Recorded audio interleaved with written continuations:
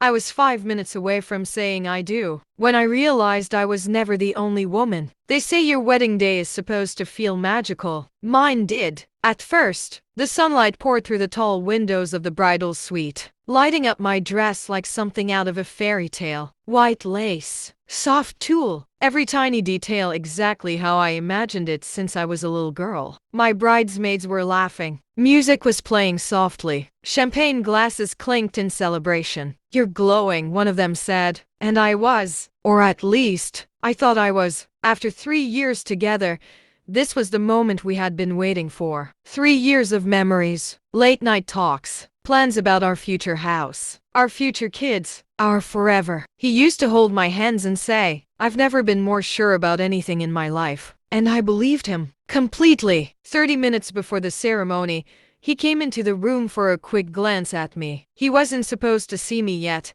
but he said he couldn't wait. He looked calm, handsome, confident. He kissed my forehead gently. "Next time I see you," he whispered, "you'll be my wife." I laughed nervously. My heart was racing, but in the good way, the excited way. Or at least, I thought it was. Then he checked his phone. His smile faded for a second. "Just a second. I need some air," he said casually. "I'll be right back." 5 minutes passed. I didn't think much of it. 10 minutes. Still fine. But when 20 minutes passed, something inside me shifted. It wasn't panic. It was instinct. That quiet voice in your head that says, something isn't right. I tried calling him. Voicemail. I called again. Voicemail. I told myself he was nervous. It's normal, right? Grooms get nervous too. But why was his best man not with him? Why was his phone off? Why did my chest suddenly feel tight? I stepped out of the bridal suite. The hallway felt colder than before,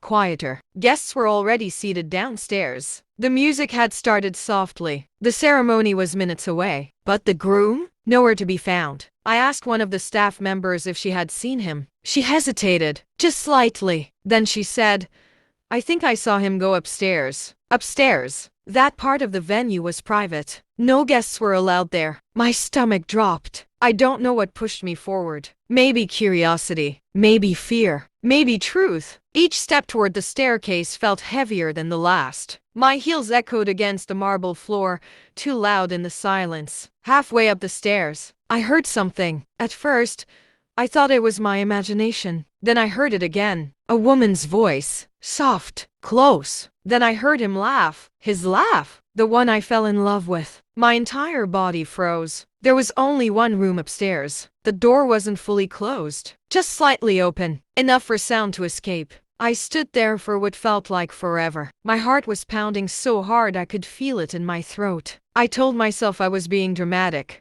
The door swung open, and everything froze. His hand was on her waist. Her lips were inches from his. And when he saw me, his face drained of color. "Emily." My name cracked in his mouth. The woman stepped back quickly, but not quickly enough. Not innocent enough. For a second, I couldn't breathe. This was the man I was about to marry. 5 minutes before I walked down the aisle. "It's not what it looks like," he rushed out. I almost laughed. "What does it look like?" I asked quietly. He ran a hand through his hair. "We were just talking, in a locked room, before our wedding." The woman finally spoke. "He told me you two were over." Silence. I turned slowly to him. He didn't deny it. He just stood there, caught. "How long?"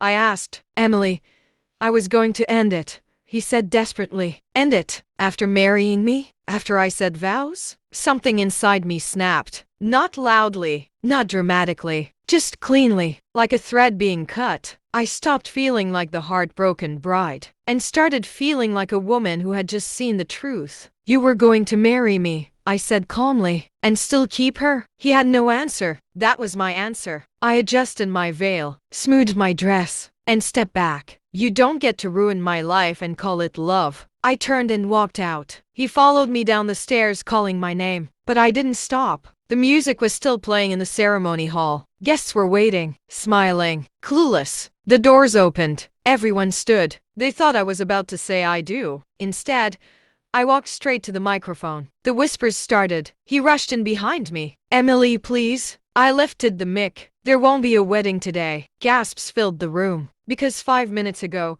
I found my fiancé kissing another woman. Silence. Heavy. Uncomfortable. Truthful. His mother covered her mouth. His best man looked away. He stepped toward me again. I made a mistake. I looked at him. A mistake is forgetting flowers, I said. Betrayal is a choice. I slowly removed my ring. The diamond sparkled under the chandelier. For a second, I remembered the proposal, the promises, the future I imagined. Then I let it fall. The ring hit the floor with a sharp sound that echoed across the hall. That was the real end. He followed me outside. And then he did something I never expected. He dropped to his knees, right there, in his tuxedo, in front of everyone. Please, he begged. I love you. I looked down at him. Calm, cold, clear. If you loved me, I said softly, you wouldn't have risked losing me. And then I walked away, not crying, not screaming, just done. Because sometimes the strongest thing a woman can do is choose herself.